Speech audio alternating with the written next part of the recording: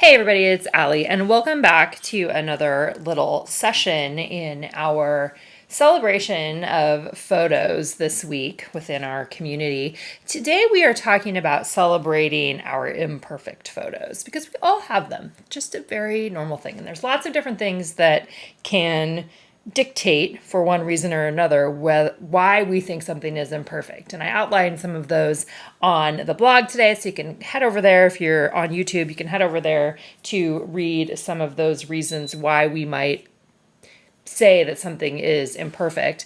But what I decided to do in terms of putting something together for this is in the kit, in the Story Play kit, there is a journal card that says, P.S. Imperfect photos are still tell stories, with details underneath. So there is a physical card in the kit. I went ahead and I created a layered template for you. Everybody can download this over on my blog that has this card times 4. And it's a layered template, meaning that it has shapes here that you can mask your photos into. And then it has a little space where you can add in your journaling at the bottom. So that's all set up for you that you can download.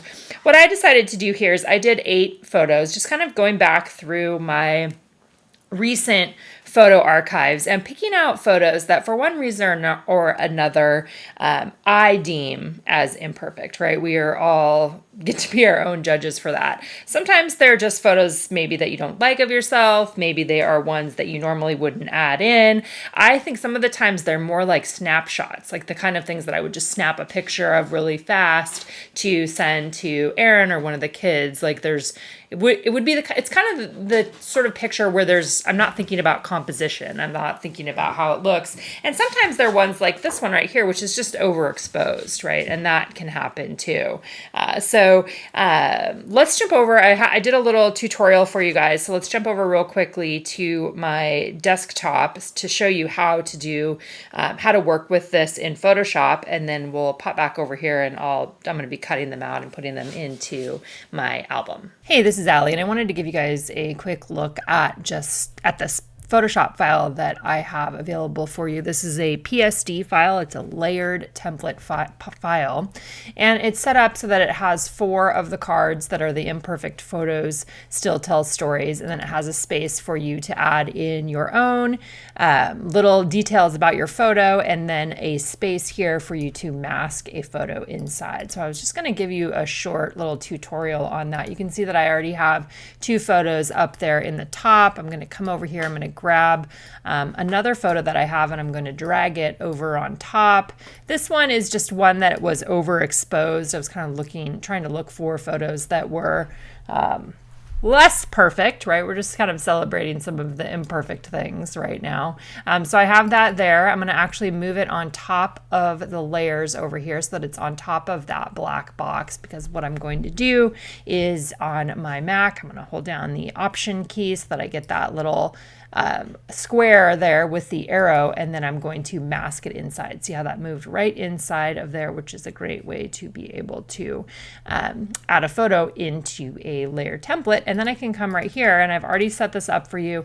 The font that I'm using here is Secretary Typewriter, so if you don't have that on your computer, you can select a different typeface, but you can see that where it's got the add your story over here, these are the individual type layers where you can directly add your story in. And again, what I'm doing with these is I'm just printing out 8 of these, and I'm going to slip them into a spread of 3x4 pockets as a way today to just kind of celebrate some of these imperfect shots, or shots that maybe I normally wouldn't add into a project, but they are still photos that tell stories of the pieces of our lives right now. So I have that one there I'm still going to add in, and then I also had one that was like kids' clothes on the floor. Seems to be a lot of that around here right now. And I take pictures of it sometimes, and I send it over to them and say, hey, take care of your stuff, people. So I'm going to add this one right on here. So that is masked inside there. Move it around just a little bit. Let's see, kind of adjust, just still make some adjustments, get it in the right spot. it's not a beautiful photo, right? But it's a photo of real life. And those are the kinds of things that I want to make sure that I'm including in my projects. And sometimes those are simply the ones that are feel a little more imperfect. So I'm going to go ahead and add my text down below. You can just grab your type tool, click right on there, and say something like around here, seem to be struggling with putting their clothes away. Something like that, right? And that's where I can add in the rest of my journaling. So quick and easy, this is a Photoshop file that is available for you in today's blog post, where we are celebrating imperfect photos as a method of storytelling, right? As a way to tell some of those stories of our everyday, regular life. Imperfect photos can happen for all kinds of reasons. So check out my blog post today for more. All right, so I just printed these out on photo paper. This is just so simple, but it's kind of a fun way to focus on photos that you may have otherwise discounted and see what kinds of stories do you tell, right? What kind of stories do you tell if there is an imperfect photo on there? Is it, most of them, I'm going to guess, will probably be like what mine ended up being, which are just everyday kind of basic stories about things that are happening around here, cleaning out the garage, kids' clothes that they haven't picked up in their bedrooms, bananas getting eaten by something, right? Just kind of a little collection of those kinds of things. And maybe you already include these kinds of photos in Project Life, or maybe you're not doing that project as much anymore, so you don't really have a home for photos that you feel like are, less than perfect, which I don't really care that much about perfect photos. I definitely like playing around with photos and trying to, get the composition right and get the lighting right, but we don't always have time for that as we go about our life adventures. And so I think this was a really good exercise in terms of picking out some that feel a little bit less perfect, and maybe when you look at them you're like, what are you talking about? Those ones look just fine. But just remember that it's all relative, right? So it's going to be the eye of the beholder for what we each determine to be an imperfect photo. And I think that this is just kind of a fun way for us as a community to come together to talk about photos in a different way, right? Rather than focusing on here's how you change the aperture or those sorts of things. It's way more about using the photos that we have to support the stories that we want to tell.